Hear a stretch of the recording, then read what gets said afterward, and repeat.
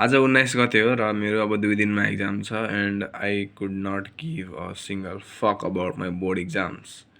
म यहाँ SLC camera नत्र म यहाँ मजाले पोनको साइकोलोजिकल उयोहरू हेरेर छु भिडियो बनाउनको लागि। भोलि होइन पर्सि इङ्ग्लिसको इक्जाम छ। म यहाँ पोनको बारेमा रिसर्च गरेर छु कि यस्तो यस्तो साइकोलोजिकली यो इफेक्ट गर्छ यो गरेर पोनको बारेमा हेरेर छु।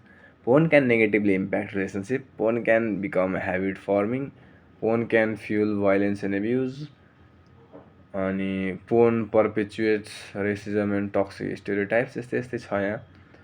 पोन क्यान इन्ड्युस के अरे उ थियो एउटा पोन क्यान इन्ड्युस इरेक्टाइल डिसफङ्सन। इन्ड्युसको मलाई एक्ज्याक्ट मिनिङ थाहा छैन। मेरो यस्तै हुन्छ यार, मेरो भोक्याब मैले पहिला थाहा भएको चिजहरू बिर्सिहाल्छु कि मेरो मुखमा हुन्छ त्यो वर्ड। पोन इन्ड्युस सेक्सुअल प्रब्लम्स हुन्छ, यस्तै यस्तै हुन्छ होइन। र साला इक्जाम मेरो के होला यार, मलाई मनै छैन कि इक्जाममा पढ्न। अब मन नभए नि म पढ्न त पढ्छु, म एकाउन्टको पढ्छु। इकोनोमिक्सको 3 दिन बिदा रहेछ, त्यति बेला म एकाउन्ट हेरिहाल्छु। तर इङ्ग्लिसको म पढ्दिनँ। अहिले म पोनको बारेमा रिसर्च गरेर छु। अब म केही टाइमपछि यो पोनको बारेमा हाल्छु, पोन एन्ड मास्टरबेसनको बारेमा। किन हाल्छु भनेपछि किनभने पोन एन्ड मास्टरबेसनको टाइम धेरै छ क्या। यदि मैले अहिले ओसोको बारेमा यस्तो how to quit addiction by Osho भनेर हाल्यो भने चाहिँ मान्छेले हेर्दैनन्, किनभने ओसोको टाइम थोरै छ। सुरुमा मैले हाई टाइमवाला चिजहरू हालेर अडियन्स ग्यादर गर्नुपर्छ कि मैले यो कुरा चाहिँ बुझेँ होइन। हायर टाइम भएको भनेको एउटा पोन एन्ड मास्टरबेसन हो, सोसल स्किल्स हो। किनभने धेरै जस्तो मान्छेहरू ट्रमाटाइज छन् सानैबाट, अनि कतिपय मान्छेहरूको सोसल स्किल्स लास्टै झाँट जस्तो छ होइन। अनि टाइम बढी भएको भनेको एउटा पोन एन्ड मास्टरबेसन, सोसल स्किल्स। अनि आई डोन्ट नो अरू मलाई थाहा भएन। यो दुईवटा मलाई दिमागमा आयो, अरू पनि होला तर मलाई थाहा भएको भनेको यो दुईवटा हो।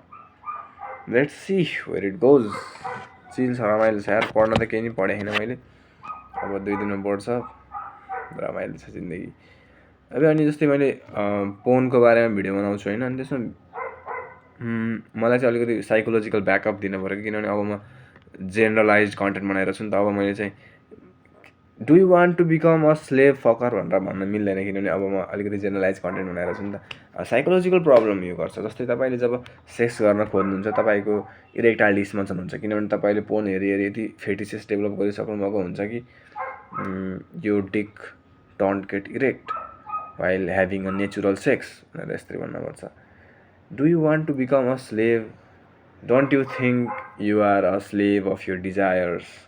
आफूलाई हिन्दू भन्ने अनि भगवत गीताको मेन चिजै बिर्सिने, what the fuck is that भनेर यस्तै भन्न मिल्दैन मैले, किनभने अब म अलिकति जेनरलाइज कन्टेन्ट बनाइरहेको छु। त्यो नि बेला बेलामा भनौँ न, तर अब होइन यु क्यान अन्डरस्ट्यान्ड मैले अलिकति जेनरलाइज कन्टेन्ट बनाइरहेको छु भने चाहिँ अलिकति जेनरल कुरा गर्नुपर्छ। So that is it. म पोनको बारेमा भिडियो बनाउँछु। अनि अर्को मलाई डरमा रोलर किनेर यहाँ डरमा रोलिङ हान्न पर्ने भयो। यहाँ मेरो लगभग अलिकति रिसिड भइसक्यो हेयरलाइन। म डरमा रोलर किन्छु, त्यसपछि यहाँ लगाउँछु।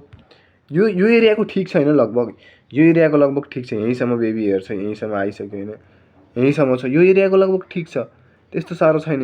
यहीँसम्म बेबी हेयर छ। यो एरियाको यहाँ पछाडि सरिसक्यो कि यतिसम्म छ। यो एरियाको चाहिँ अलिकति उ भयो क्या। आई डोन्ट नो भाइ, एसिमेट्रिक हेयरलाइन छ क्या मेरो। यो एरिया यस्तो छ, यो एरिया नर्मल ठिकठाक छ। हेयरफलमा पनि म भिडियो बनाउँछु पछि, हेरौँ के हुन्छ। Okay guys, by.